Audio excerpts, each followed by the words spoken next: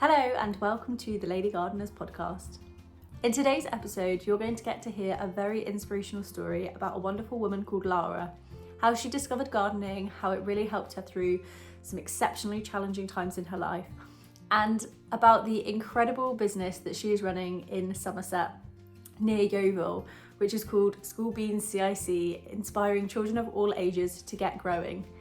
Now, I followed Lara's journey on Instagram for quite a long time, and then I saw her speaking on Charles Dowding's Future Gardeners Forum and just knew that she was someone that I'd really love to get on the podcast.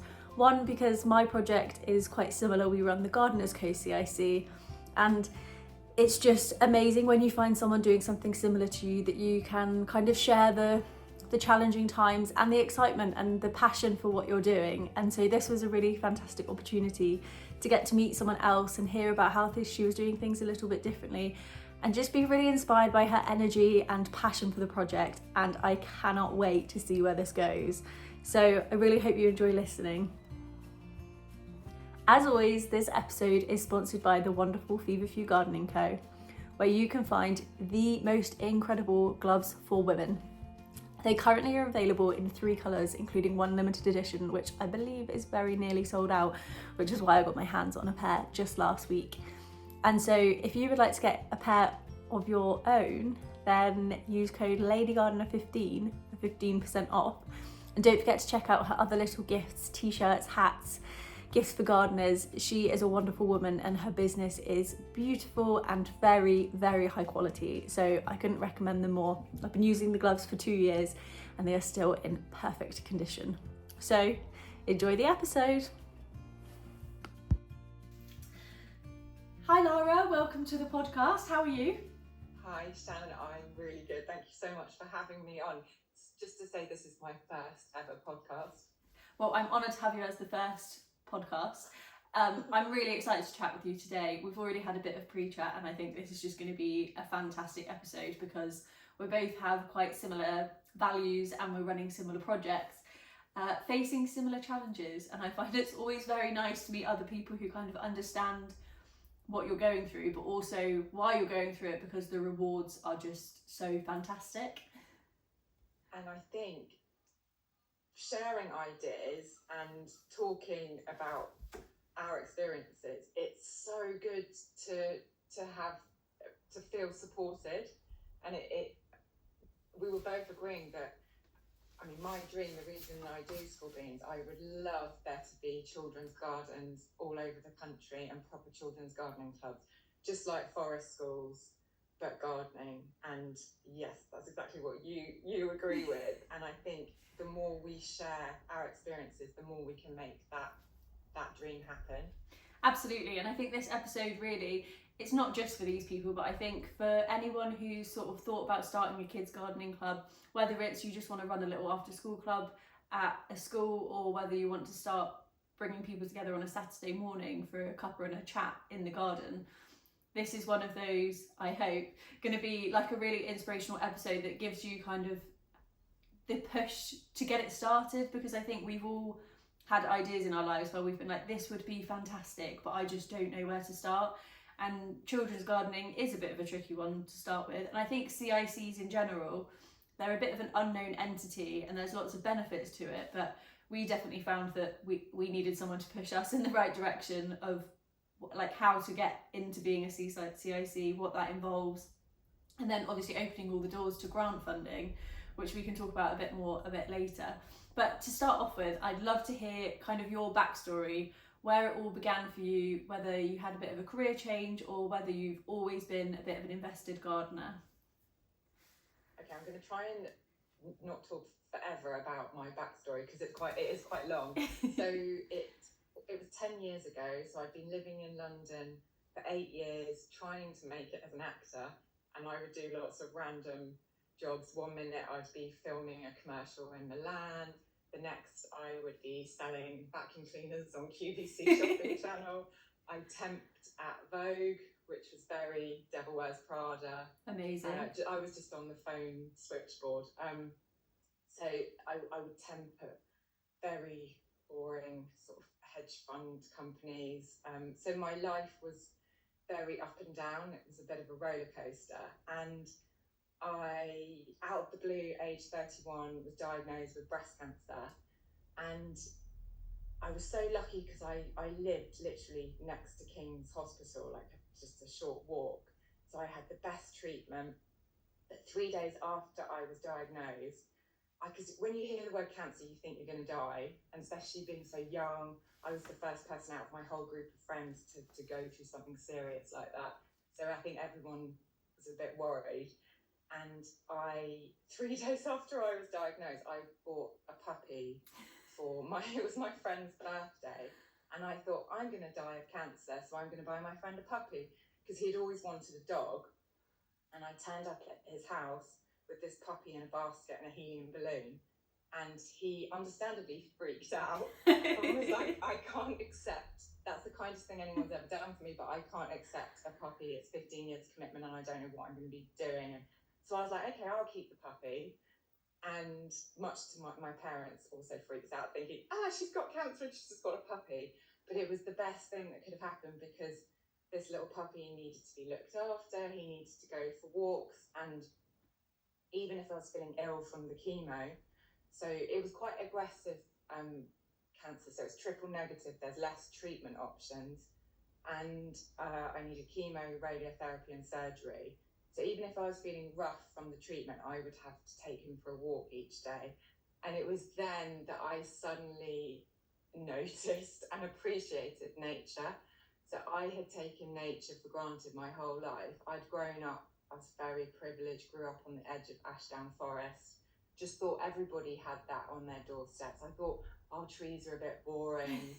And it was only when I was walking in the park with my little puppy, he's called Edward, that I was like, oh wow, these trees, this grass, these plants are making me feel much better.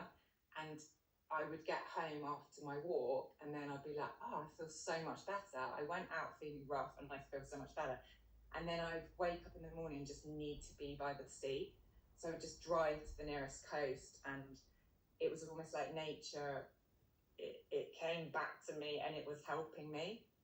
So that had a huge effect on me. And then halfway through my treatment, I had made friends with other young women in the same predicament as me. We had this sort of Facebook group, and 5 of those friends sadly passed away in the space of 2 weeks, and they all had the same type of cancer as me, so triple negative. And so, and even one of the ladies, she had been told she'd gone into remission, you're all clear, and then a few months later she'd got a headache and it had spread. So I thought, I'm having all this treatment, but what happens if they give me the all clear and my cancer's going to come back and I die? So what happens if I'm not here in a year?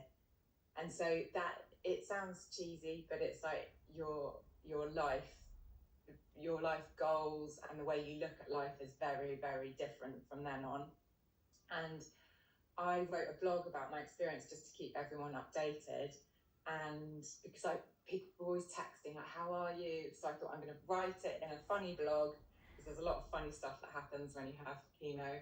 Like, the wigs are amazing. I had so many different wigs. So I was living in Peckham, and they have the best wig shops in the UK, I think.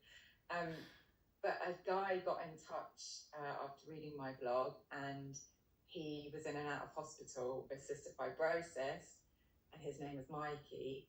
Anyway, to cut a long story short, we fell in love, and he was living in Brighton, right by the sea.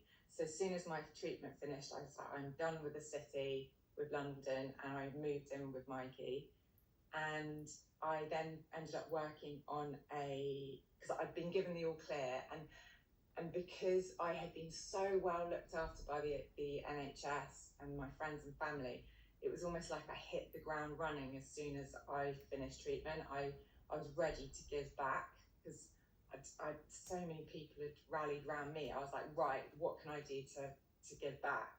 And I started working on a project with a group of unemployed people, and they were expected to go to a job centre every day or every week and apply for jobs. Some of them hadn't worked for 10 years, and so they'd get to a job interview and they'd be like, right, so what have you been doing for 10 years? And on this first day that we got together, I noticed they were undiagnosed autistic, some of them suffering from depression, loneliness, living in poverty. And our aim was to work together as a group, doing projects that would basically, they would learn new skills that they could add to their CV. And it was outdoor projects that would benefit the community. So we worked closely with Brighton Permaculture Trust. And on the first day, the group came up with the name Brightening Lives, and we were in Brighton, which I thought was an amazing name. And I noticed a transformation in the group over this 6 months. So we were working on community orchards, and we'd all work together. We'd create a path in the orchard. We'd get so much done in the space of a few hours working together. So we'd make it more accessible. We'd make cider, make apple juice, and tend to the trees. And this transformation, I was like, oh my goodness, there's really something in this. And I remember Googling therapeutic horticulture and discovering that it's an actual thing. So there's a charity drive. And so I was thriving, and I was like, right, this is what I want to go into. And sadly, Mikey was deteriorating with his health. So his lung function was only 27%. So he was then listed for a double lung transplant. So we decided to move to Somerset, where his family lived, so that we could all be closer to support him. And I proposed to him on Leap Day. We got married, we moved to Somerset, and I was like, oh my goodness, in the middle of nowhere, Yeovil, what am I going to do? And Mikey was like, well, pull yourself together, sign up to do a course. So I remember looking at the Thrive website, seeing this diploma in social and therapeutic horticulture, and I thought, oh, I really want to do that. And they said, but before you do it, it'd be good to have some horticultural experience. So I signed up to do an RHS level 2 in Cannington in Somerset. And my parents are mad gardeners, so I'd always grown up surrounded by beautiful gardens, but I always thought it was boring. I used to help mow the lawn, but when I left home, I was like, oh, I haven't got a nice garden to look at anymore. So when I lived in London, I always grew stuff on balconies and roof terraces, and so I did. It's when you've got a parent that's mad on gardening, it definitely rubs off. It really does. And I absolutely love this RHS level 2 course just because I made lots of plant friends. Ended up through contacts there working at a plant nursery that specialises in shady plants, and then got a contact for somebody that grew vegetables, and I was interested in learning everything. So I emailed this contact and said, oh, I'm free on a Friday. I don't know what I'm doing, but I'm really enthusiastic. I'd love to learn how to grow veg. And so he said, yeah, you can start on Friday, come on down. So I rocked up, and it was Charles Dowding. And I didn't know who he was. And I turned up at his garden, and I was just like, oh my goodness, this is not real. It's like something out of a movie, out of a children's storybook. It's so beautiful. And the vegetables, I said that it's like they have personalities. It was like they were waving at me. And I saw a kohlrabi for the first time. I was 34. And I was like, you're joking, that's not a vegetable. It looks like something from outer space. So from then on, I was hooked.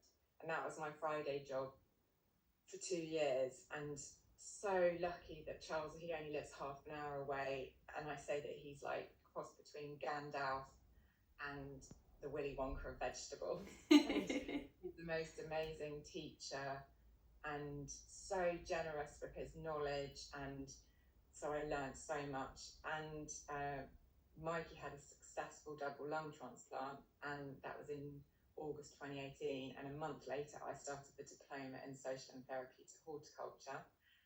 And that's a really interesting course because it gives you lots of options. So if you wanted to set up a community garden that focused on, adults with learning differences, or a group of elderly people with dementia, or veterans suffering from PTSD, or it explains like the different types of therapeutic horticulture.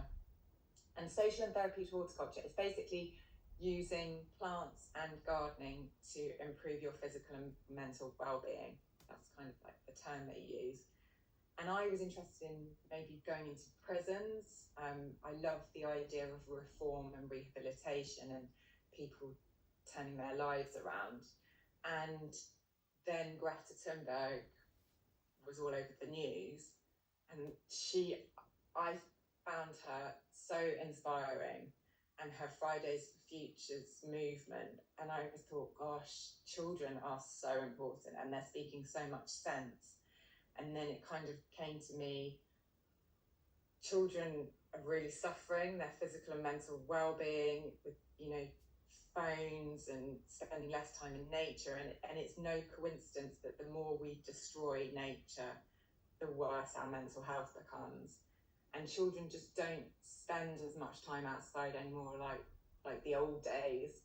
And I thought, if I teach children how to garden, not only is it going to improve their physical and mental well-being, it's going to help our precious nature, which is in decline. So it's this no-brainer, it's this win-win, they're helping each other. And it's that thing of, when you nurture gardening in children at a young age, I hope, but I also know definitely some of the children that come to Skool Beanz, they're going to grow up and they're going to teach their children and their grandchildren. And so in the same month that I finished the diploma, I contacted the local primary school in my village and said, can I start volunteering, running an after school club every Friday? And they were like, yeah, start. So I started and didn't really know what I was doing, but from what I'd learned working for Charles and running Brightening Lives, it's very similar. Brightening Lives, the objective was for that group to have fun, because their life was really tough. And same for children. The number one objective for children is that they have fun. That's all that matters. It doesn't matter if they need to learn how to sow seeds that day, or don't worry about anything about that with children if they're having fun. Especially as this is not on the curriculum. I'm not teaching anything on the curriculum. It's just children. If they have fun, then they're going to learn so much. That's all I really wanted them to experience. And it was going from strength to strength, and then COVID kicked in. And so I was going to strict lockdown. And so I thought, right, I can use these lockdowns to start raising money. So I started selling plants on a plant stand outside my house. And then someone in the village, parish councillor, said, so there's these allotments, they're not being used, would you like one for your children's garden? For your children's garden club? And yeah, so it's crazy. So there's 10 plots in our village. Literally 2 of them were being used. No way. Overgrown mess. And I just thought it was land that belonged to the houses opposite. So I took on this plot and covered it in black plastic that the local dairy farmers just give me for free. So it's the silage plastic. So that was in July 2020. And then in the hope that, a lot of the grass and everything underneath dies off. So took the plastic off in January. So that was the second lockdown. And then collected loads of cardboard. Farmer dumped loads of cow manure over the hedge, and then spread all of that, and then got wood chip from local tree surgeons. Even when I saw tree surgeons chipping, clearing the side of roads, like we live close to the A303, I went and flagged them down, and they said, what are you doing? You're not allowed to be here. And I said, you need to get rid of the wood chip. And within an hour, I'd have a massive pile of free wood chip. And then so put in all the paths, the wood chip paths, the compost beds. And so it had the structure, and then started the first Skool Beanz Gardening Club in April 2021, and it was a Saturday morning, and 4 children turned up, and it was 10 till 12, and then ran it every Saturday until Christmas, and had 18 children by the end of that year. That's awesome. So that was a very long answer.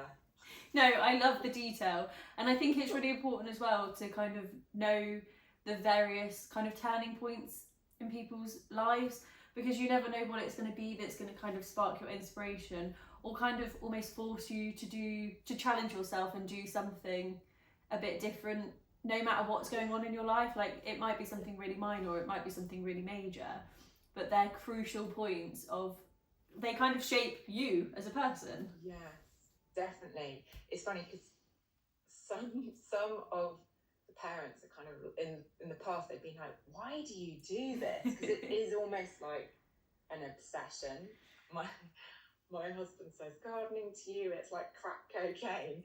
But I feel like I'm on, it sounds a bit morbid, but I feel like I'm on borrowed time. Like, I technically shouldn't be here. Like, those 5 young ladies who died, you know, they didn't get this opportunity that I've had of life, and I need to make the most of every moment that I have left. I don't know if my cancer will come back, you know, this year or next year. It's been 10 years, which is amazing.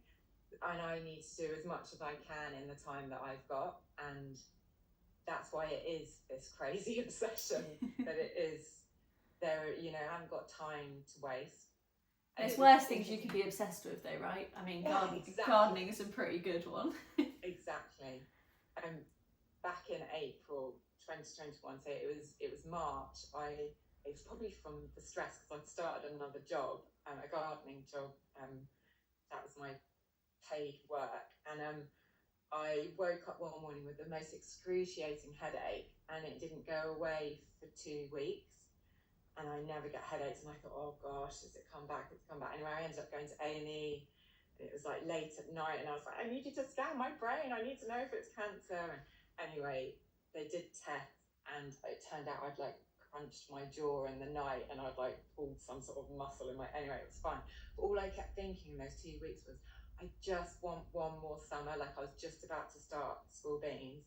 I was like, I just want to, like, all my vision, I just want to see what it all looks like when it's all planted and grown. And so that's kind of how I garden and run everything. Like, garden like you have one summer left. It's like, yeah. I think that's such a good ethos.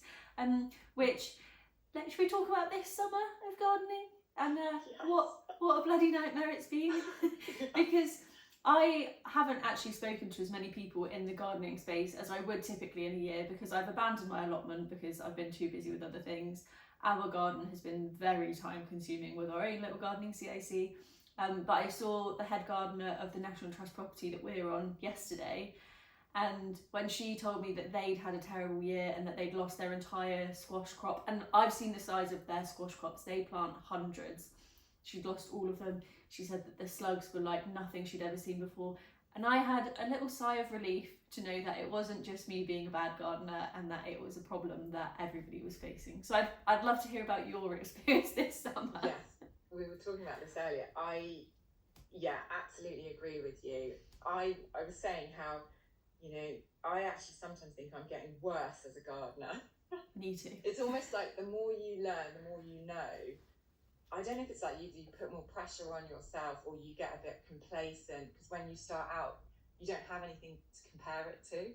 But, you know, I'll look back at pictures a year ago from today and be like, oh my goodness, it looks so much better back then.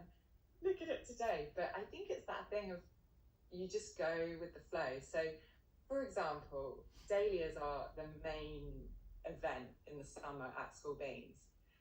This year it's just not happening, and it is my fault. So we got asked in January to do a show garden at the Bath and West show, and me being me, I think they just wanted me to do a 4x4 raised bed, but no, I ended up saying, no, we'll do the entire garden that surrounds the 4x4 bed, and let's build a polytunnel. And yeah, so all my time and energy was going into that garden, and the Skool Beanz allotment was a bit neglected. Normally I would have ordered dahlia tubers, you know, in the winter, potted them on in March, and had this backup of at least 20 dahlias, you know, got them super big and healthy in pots. This year I just thought, oh no, we've left those tubers in the ground, they're going to grow, so we've got those. No, of course not. Half the tubers had rotted, and then the slug-ageddon that the country is experiencing, oh yeah, you know, they just annihilated them. So we had no dahlias. I had sowed dahlias from seed in February, but of course you don't know what you're going to get with those, and often they're not the best ones for cutting. We call them the cat bum ones, the really good ones for pollinators, which is fine. So anyway, had those as backup, planted them. They were quite big, healthy plants. Within 2 days they've been annihilated. And the children, so we play a game, it's a bit like an Easter egg hunt, but it's slugs. So the children have a bucket and they put gloves on, and then I have a timer, and we did this at an after school club a few weeks ago. So I was like, right, got the timer. The person who picks the most slugs and snails in their bucket wins. So we have these, I haven't got one here, but we have wooden spoons. Oh. This is one I actually bought that looked like that. But it was painted in the style of a carrot, and that the winner, the person with the most slugs, was going to have to win that. So I thought this will keep them entertained for 10 minutes. 10 minutes went by, 20 minutes went by, 30 minutes, an entire hour. They just wanted to do it for an hour of the club. And that's, you know, children as young as 5, it kept them entertained.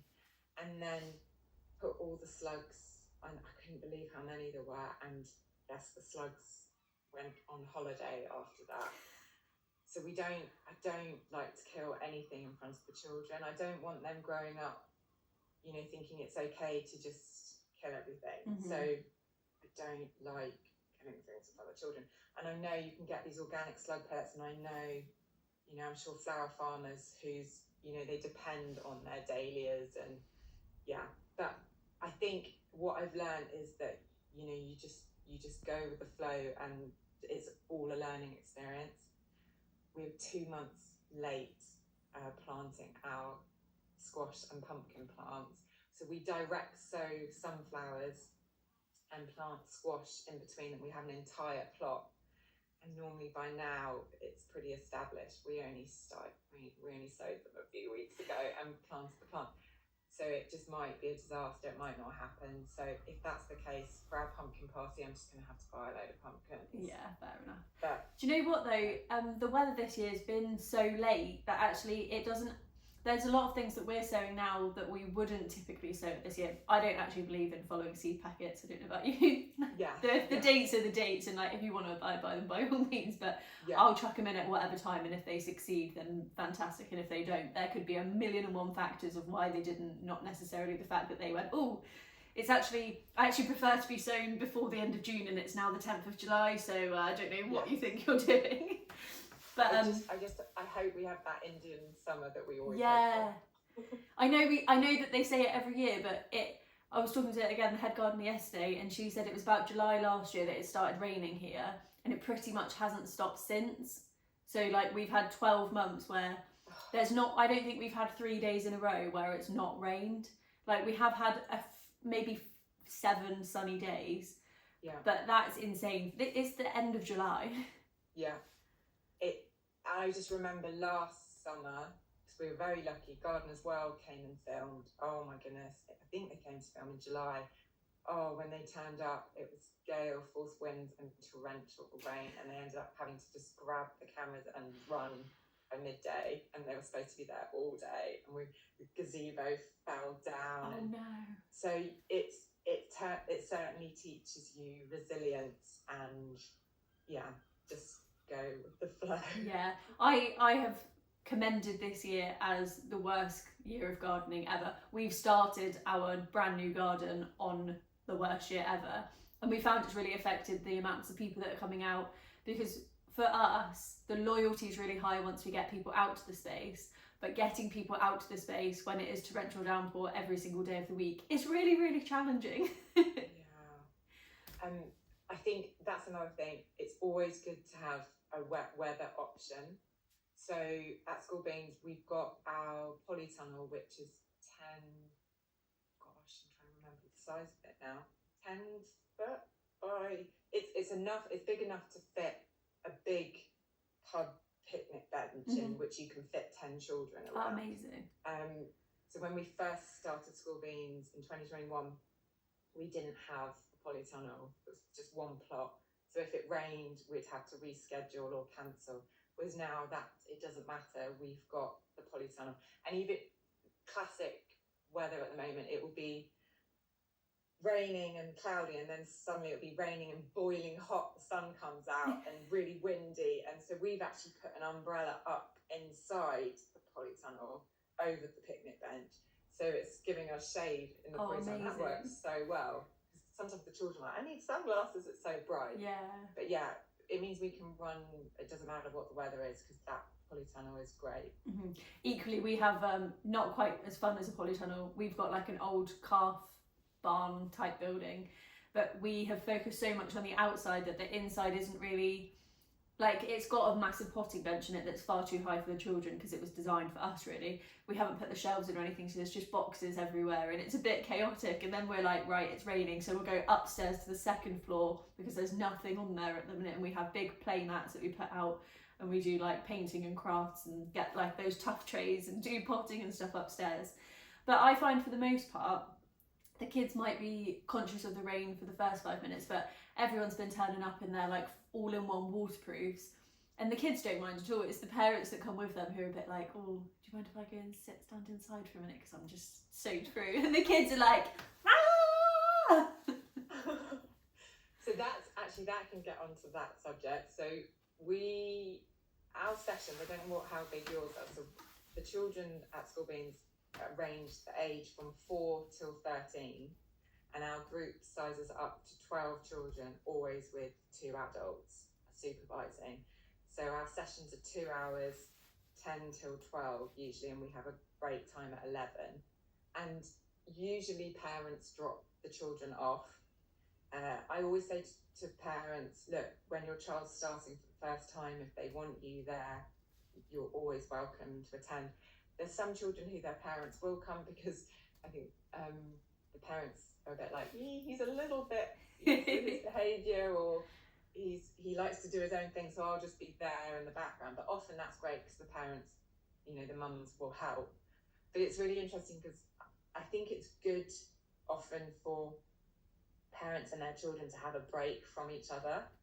And children are obviously very different around their parents, and so by all means, obviously I always say if parents want to stay, if the child wants their parents to stay, it's good, but it's so good also when the parent isn't there. So that's really something interesting to think about.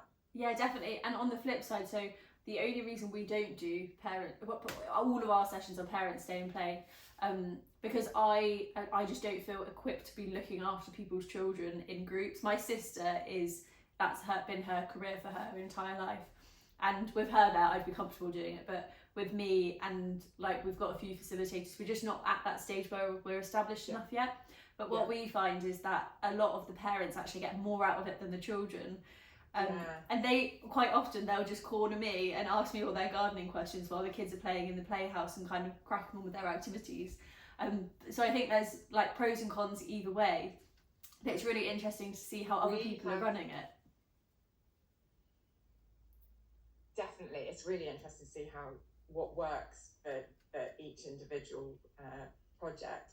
So on the first day that we ever started Skool Beanz, we decided to come up with the ground rules that the children at school and Skool Beanz, we sort of had a little business meeting, and they said, right, we think these should be the rules. So they wrote them down, and those rules, we go through those at the start of every Skool Beanz session. So things like, please always walk on the Skool Beanz allotment. So there's running is not allowed, just because they could fall over, hurt themselves, or squash a plant. Things like ask before picking or eating a plant. Yes, a big one. Yeah, be kind to each other. Always stay on the plot for your own safety, so they know, they're never to leave the perimeter of the plot, and they only are to leave with their parent or guardian. And because we go through these rules at the start of every session, the children know them off by heart. And it's quite funny because you'll hear them say, you're not allowed to run, they'll be telling the other children, walking only, and they'll kind of you sort of correct each other. And so it's that thing of Skool Beanz isn't a playground, and they respect that. And we've got a playground next to Skool Beanz, so they can go and let off steam after when their parents pick them up. But it's that thing of it's a place where they, by all means, they have fun. We've got the secret den where they can go and have free time, and I know that they're safe in there. But there is a respect, and it's really lovely because the children know the boundaries, and it's quite calm. Yeah, and it really works well. Yeah, and I loved what you said earlier about it's about having fun. It's not about teaching the curriculum, because I think that from our experience of working in schools, a lot of the time they're kind of like, right, if you can integrate this, and this from the curriculum into your gardening. And from my point of view, it's about we're teaching them, and we're teaching them skills, and we're kind of showing them, but it's not about going, okay, today we have to tick X, Y, and Z boxes.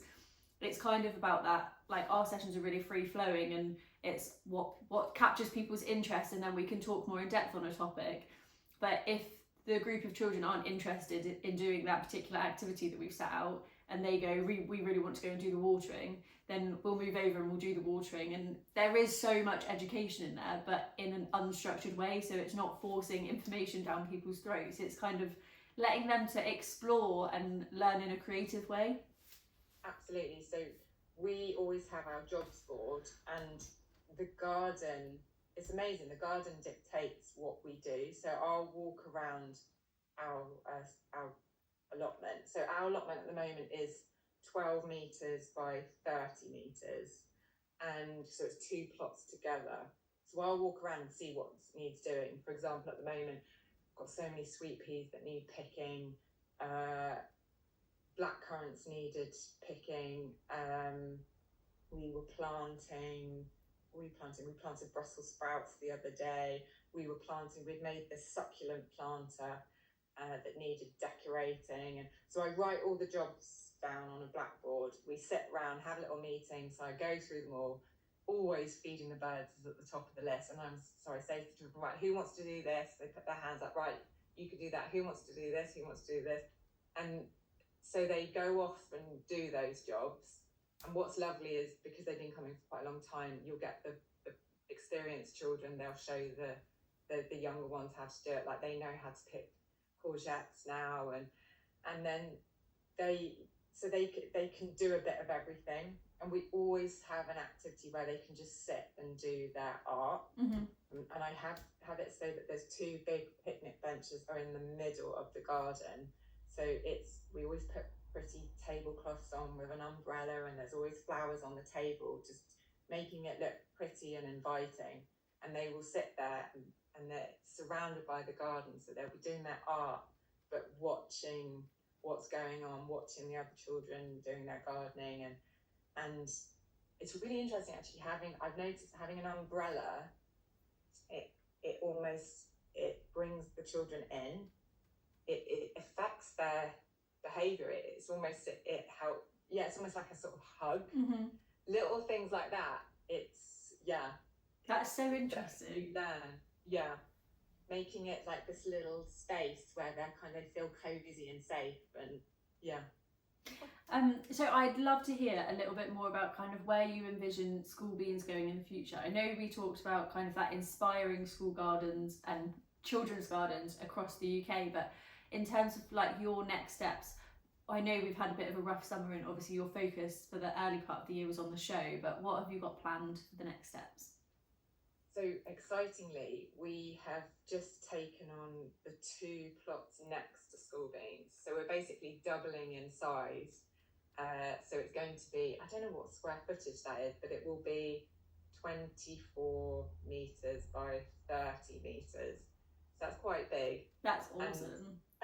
So what I dream to have is, I don't know if it'd be a converted shipping container or some sort of wooden cabin with a wood burner, so that we can run all through the winter. At the moment, we finish at Christmas and then take January and February off. We have a break from the allotment just because there's not much going on. but I would love to continue through the winter. So we've got the cabin, we can still do outside stuff, but do lots of art and crafts in a warm, cozy space. And I want to have an area where we can do children's yoga outside in the summer. We want to build a compost toilet, which we're planning at the moment. Have a fire pit and a pizza oven so that we can cook and prepare a lot of food that we grow. And yeah, I'm hoping this will all be done by summer next year. And my dream, it's proving that I can run Skool Beanz as a viable business, so that other people who are thinking of having a career change and want to set up something similar can and earn a proper living from it. We want them, just like forest schools all over the country, but proper children's gardens. It's crazy that the RHS haven't got a proper children's garden, and I'm not talking about an adventure playground or a play, like a mud kitchen. I'm talking about a proper educational garden that is designed especially for children, that makes it really fun and engaging. It's basically, I started Skool Beanz, I wanted to recreate the feeling I had when I set foot in Charles Dowding's garden for the first time. It's like that absolute magic and awe and wonder. And especially, I'm going to try and do it this summer. I want to put a GoPro, attach it to one of the children's heads. Because when you're looking at a garden from a child's height, it's even more, jungly and magical, and it's igniting that feeling in children all over the country. I want there to be children's gardens so that if a parent says, right, I want my child to go to a gardening club, they can just look for a local children's garden and find one, and then be able to take their child to a gardening club. So it's separate to school, but obviously works closely with school, because we are literally across the road from the school, the primary school. I teach gardening at the primary school on a Friday all afternoon, and I run after school clubs, so I go and pick the children up from school on a Wednesday and bring them over to the allotment, and then bring the school sessions on a Friday. So these gardens can work closely with schools, but they're separate to schools, so it means they can run all through the holidays and weekends. And I think that's what people just really need. I feel like there's such an outcry for it at the minute. And it's just about spreading the awareness further. And I think that listening to you talk today especially has been super inspiring. But actually the first time I heard you, we'd been following you on Instagram for quite a few years, but the first time we heard you talk properly was on the Charles Dowding Future Gardeners Forum back in January. And it was just amazing to hear kind of how someone else's seed of an idea had grown into something so amazing that was reaching so many people, and on a regular basis as well. And so it's going to be so exciting to see how that kind of goes further, and the people that are inspired from that, because it's such a domino effect. When you hear someone like you yourself talking, you really feel that fire of motivation of like, oh yeah, that's such a good idea, and like I could do this and I could change it in this way and kind of like shape it to fit, because every area across the UK is going to have different challenges and different barriers. But yeah, I just think it's wonderful. I think for anybody who's listening to this and thinking, okay, I really want to start something, just start off small. So if you are able to take on an allotment or even half an allotment, I took on that one allotment, and then it literally was a Saturday club. So it was just every Saturday from March until Christmas. Obviously the odd Saturday I couldn't do, but it is an obsession. So I was, and it's Saturday morning, you get up early, by midday it's finished, so you've got the rest of the weekend to yourself. So 10 till 12 every Saturday. And so I was working my other job. I had two different gardening jobs and teaching at school on a Friday. So Monday to Friday I was working, but in the evening, especially in the summer, I would be weeding the allotment, beautifying it, painting in my garage, painting signs that the children would then decorate, at clubs, and I, that I could fit in. It's just doing, if you just do one club a week, and then it's funny because when I did my diploma course, they said, whatever you do, don't do anything for free. And what did I do? I did it for free for 2 years. Because I thought, well, if I don't charge anything, they can't complain. Because I was essentially learning how to teach gardening and seeing what worked and what didn't. But you know, in hindsight, I probably could have charged £1 per child. You know, just you have to be careful. If you don't charge, people can take advantage. When people pay, they do value it more. But children on free school meals come for free. So I didn't want it just to be, oh, a gardening club for the parents that can afford it. You know, it's open to all children. And then, so the second year, we doubled in size, and Charles kindly bought us a polytunnel. So if people are wanting funding, so Charles has a patron, I don't know how it works, on his YouTube. The money that patrons pay, he then puts back into community gardens and projects. So get in touch if you need some funding, get in touch with him. So yeah, we doubled in size the second year, had our polytunnel, so it meant we didn't have to cancel. Carried on just doing it every Saturday and Friday when I was at the school. And then the third year, last year, then I started doing Wednesday after school club, and then Wednesday mornings and Saturday mornings in the holidays. And then this year it's Tuesday and Wednesday after school clubs, and then I'm doing Wednesday and Friday, Saturday mornings in the holidays, Saturday every week. But I'm pretty much handed my notice in at my gardening job, and I'm about to jump off a cliff and run Skool Beanz full time. So I want to be doing it, offering sessions every day, term time and holidays. That's such an exciting point to be at, and I think that from listening to you talk and watching your project grow, you're 100% going to smash it. One of the things that I was really interested to ask you was about funding. So you said about running the sessions for free for a while. How do you currently fund, and do you have kind of plans to expand more? Grant funding is such a, I don't even know the word, how to describe it. Amazing, yet very chaotic and complicated. And stressful and a bit scary. So we're in our 4th year now, and the only funding I have ever got for Skool Beanz was a national garden scheme, £3,000 that they gave us in spring this year, and that's to pay for our compost toilet and building our pizza oven. So it was almost like me making a stand. I was like, I don't want people to tell me how to run Skool Beanz, because often those funding application forms, they want a timeline and they want to know exactly what it's spent on, and I'm like, no, I don't want people telling me how to run Skool Beanz. I had saved up my savings, which I paid for compost and wood, and things like to buy our water collecting stations. We don't have a water supply on site, so we have these big IBC 1,000 litre containers, and like paying for like chestnut paling and for our wildlife garden. So all of that, I used my savings. And then we did actually make quite a lot of money on our plant stand. We had a bit of vandalism this year. Some naughty boys smashed up our plant stand, but that's part and parcel of, you know, having these projects. But yeah, having a plant stand, and it said raising money for Skool Beanz Gardening Club. So we have a tin that is attached to the table. Made quite a lot of money, at least maybe even a couple of thousand. Wow. Over a whole year. Yeah. I did do a crowdfunder, so that raised about £1,000.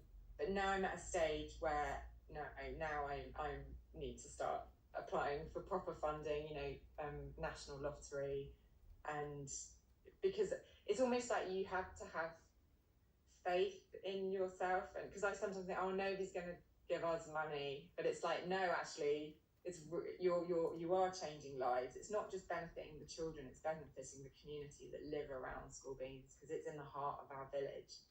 So it's like, no, actually have the confidence and say, no, it is worth you investing money in. And I charge £10 for a 2-hour session and £6 for a 1-hour session. And siblings go half price, so they pay £5 for the 2 hours and £4 for the 1 hour. And then, children on free school meals come for free. So there is always money trickling in. And that's, so we're always, we're never in debt. Mm-hmm. You know, we've got our separate bank account, and that will pay for things, you know, like seeds and paint and compost. But I haven't paid myself from that bank account yet. Just because when you're starting out, you want to always have enough money in that bank account. But, you know, things are coming in. So, like, I write articles for magazines. I sometimes get paid for that, you know, doing talks. So loads of local gardening societies. And I love doing that, especially in the winter. It's such a nice, you know, you go and do a talk for an hour with PowerPoint presentation, and they're often to sort of, you know, the older generation, which is wonderful. And you have a really good cup of tea and a piece of cake. And it's, yeah. And there was a lovely gardening club local to us that I spoke at earlier this year, and then they had a plant and the money was being raised for Skool Beanz. Oh, so it's really lovely to get involved, to spread the word, and finding other ways of bringing in income. mm-hmm. So, I think that's definitely one of the most frequent questions that I get from people, is the kind of income streams and how the project is funded. And for us, it's a mixture of paid for sessions, and we're kind of dipping our toes into grant funding. But as you know, it's very time consuming. But when you have the time to dedicate to it, there are so many amazing grants out there, and some of them are very rigid and very structured, and some of them are a bit more free flow. We've been quite lucky with a few of them, and that even the small pots of money make such a massive difference, because we just wouldn't be able to purchase certain things otherwise. So I think it's one of the things that people are a bit scared of, but it can make such a difference. I'm like you, trying to convince myself that people are going to give us money, because the project is really, it proves its worth. But I feel like without being in the session and seeing the results, it's hard to get that on paper and say, well, this does X, Y, and Z. And a lot of them, they want you to evaluate people at the beginning of the session and at the end of the session. And you don't want the session to be dominated by, okay, Absolutely. Because this is funded, we now have to force you to fill out paperwork either end, so that we can prove that you've had a good time and you've learned something. That's something that I learned doing this diploma in social and therapeutic horticulture, the qualitative and quantitative research. And it's important to get testimonials and feedback from you know, parents and children. But it's obviously some of these questionnaires, they're so boring. So, you know, we'll do things like at the end of the year at Skool Beanz, we have our Christmas party, and we make Christmas decorations out of cardboard. And I say to the children, right, cut it out and draw a picture of something that you love from the allotment. So it could be like a snail or a gooseberry, and then write on the back a memory, one of your favourite memories from Skool Beanz this year. And it's so lovely. So they'll write down things that you didn't even consider. Like one of them was squeezing the broad beans out of their pods. That was a favourite moment. And then so they made these beautiful decorations and then put ribbon on, and then we tie them on the tree. And there you got all your feedback from the children for the year. And then I just set up a Survey Monkey questionnaire with just 5 questions, and just sent it by text to all the parents. Just said, please could you just fill this out quite quick? And that's really good feedback. And anything, you know, can they talk to their children and ask them if there's anything they'd like to do extra at Skool Beanz or change, or so there's fun ways of getting feedback from people. Absolutely. And it's so important to measure your impact, and I think that it probably really came home to me when we had to do our accounts this year, and we had to submit like a report on what we'd achieved in the year, and I kind of created like a social impact report. And it was so nice to look back on everything we'd done and all the feedback we'd had. And like, we collate so much throughout the year, but you don't often have time to sit back and reflect on it. And I absolutely love all of the sessions that we run. Bearing in mind, I didn't want to run sessions for children because I was like, I don't like children. Whereas now, I feel like some of the kids are like my best friends, and we're all so invested in each other's lives. And it's just really wonderful. So I think it is really important to have that time to reflect back, but not in a really rigid, like, I think it's almost going back to that, you don't want to be working in a rigid curriculum where you have to tick boxes left, right and centre. You want it to be a natural process where things happen organically like they do in the garden. Absolutely. No, I completely agree. Yeah, I'm not. I don't like questionnaires. Yeah, but you can make them beautiful and creative and arty and decorate them. Yeah. Yes, much better. So I think we're just about coming to the end of the hour, and I don't want to take up too much of your time because I know you're a very, very busy lady. Oh. But if you could give everyone a few pointers on where they can follow your journey, if they're local to you, where they can book on sessions, that would be awesome. So check out our website. So it's schoolbeanzcic.com. So it's funny because people always say, oh, you're teaching children to spell wrong, but it's kind of a bit rebellious. So it's SKOOLBEANZCIC.com. And yeah, we've got the booking form on there, and there's more info. And if you want to get in touch, I love receiving emails from people because yeah, it's all about sharing the information and encouraging each other, and we just want as many children's gardens as possible all around the country and beyond. I'm totally with you there. I might just go quickly mention, because I know some people get worried about safeguarding and you know that can possibly scare people into working with children. I think if you go on the NSPCC website, and there's a whole section on if you're wanting to start like a club, and it will talk about the sort of adult to child ratio and the different ages. So if you've got real young children, then you want to have more adults. But we find 10 to 12 children, age 4 up to 13, 2 adults. The reason I don't work with toddlers is because from 4 years old, when children start reception, when you give them instructions, they listen. I find with toddlers are great. You tell them something and you know they're not listening and they're having, you know, they're in a little world of their own, which is absolutely fine. But I want children to be able to retain information and listen and learn, and it's amazing that difference between the age 3 and age 4. But yeah, so NSPCC for not the RSPCA, NSPCC for advice on safeguarding. I think each county, so we have Spark Somerset in Somerset. It's a charity that can advise me. So when I needed to get a DBS check for myself, it went through Spark Somerset. So there should be a charity that supports community interest companies and charities in your county. And I had, you know, one-to-one sessions with their safeguarding lead.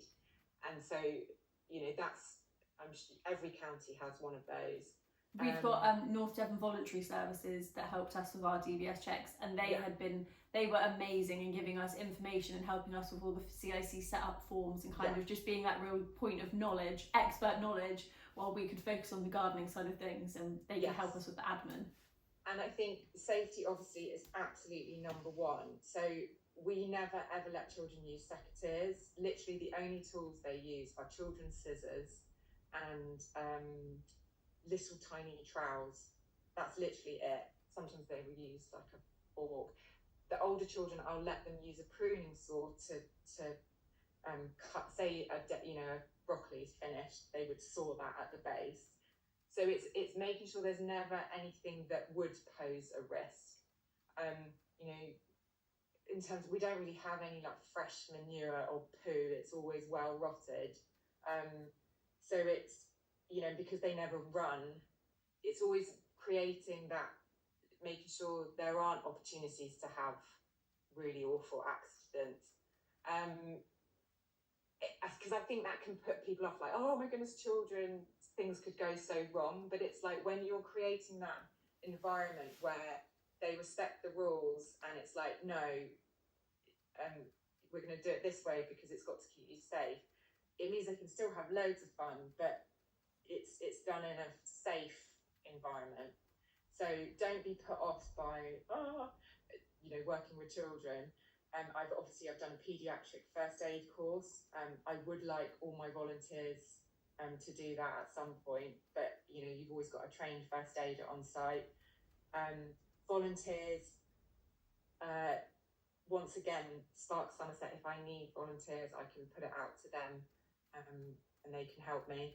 I have children, when they get past 13, often they come back when they're teenagers, they're doing their Duke of Edinburgh award, or they need experience before they go to uni, they come and help. So we run a no dig and natter session every Thursday morning. So that's with a group of retired ladies. So they'll come and help me do all the sort of boring gardening jobs that the children don't want to do. And that's great because I'm having adults and we can get lots done. So yeah, I'm just thinking if there's, that's a lot of the time I get people asking about safeguarding. But you can just Google safeguarding and download and change it, the wording of your safeguarding policy. There's so much information and help out there. So I think it's just knowing where to look, really. And it's knowing what to do in an emergency. So, for example, if suddenly I notice a child had gone missing, what would I do? I would, my adult volunteer has the folder with all the contact details of all the children. She would go and, I would go and look for that child. She would phone all the parents to come and collect them. Obviously, phone the police. You want to think about what would happen in a situation. If a child got stung and had an anaphylactic shock, what would you do? Well, because I'm a trained medic, first aider, you do know what to do. You've got your first aid kit ready. You've got a car ready. You just think about what would happen in those situations. Yeah, it's like future-proofing, like everything in business. You just have to have a plan of action on what would happen in each scenario. And it's not necessarily nice to think about the worst case scenario. It's horrible, but it's got to be done. Absolutely. Yeah. And for the future, then when, I'm sure you've not had many instances at all that have been anything. I think the worst we've had is probably a little cut finger, but you're safe in knowing what the processes are, no matter what is going to happen. Yes, absolutely. Well, thank you. One little boy, he got dead and he ate a whole chili. And I found him, he's drinking all his drink, and then he had to go home for 20 minutes. I mean, I phoned his dad. I was like, I'm so sorry he's eating a whole chili, and his dad thought it was funny. Then he came back 20 minutes later. Needless to say, we don't grow chilies with the children anymore, because even when they were picking them and not eating them, they rubbed it in their eyes, and so we just don't grow chilies with children. It's all a learning experience though, isn't it? Yes, absolutely. Well, thank you so much for your time today. It's been so wonderful to chat, and I feel very inspired. I feel like I've got lots of things that I can take away and kind of have a little look into and add into our own space based on what you've said. So thank you. Well, thank you, Shannon. I've loved every minute. I'm so glad.